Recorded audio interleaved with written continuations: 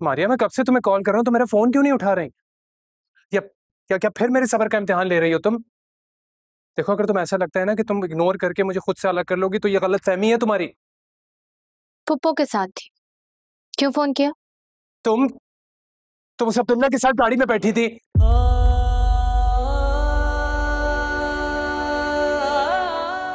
I am sorry Maria, तुम दोनों हंस रहे थे, मुझसे बर्दाश्त नहीं हुआ।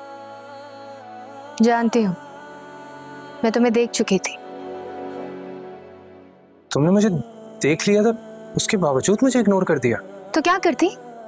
चलती गाड़ी से आवाजें लगाती तुम्हें?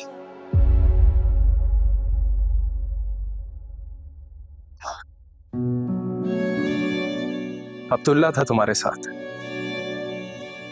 कैसे आवाज देती तुम मुझे? कभी भी नहीं।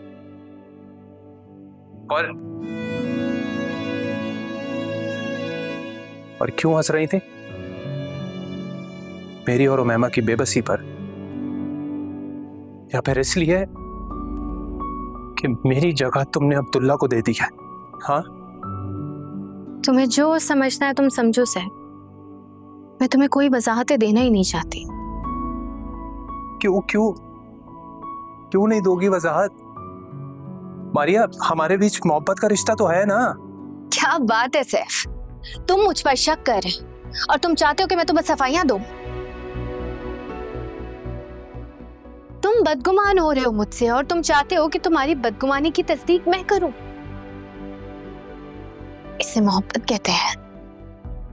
मोहब्बत बराबरी का नाम है, बिन बोले समझ जाने का नाम है, आंसू गिरने से पहले समेट लेने का नाम है। मोहब्बत ये नहीं है।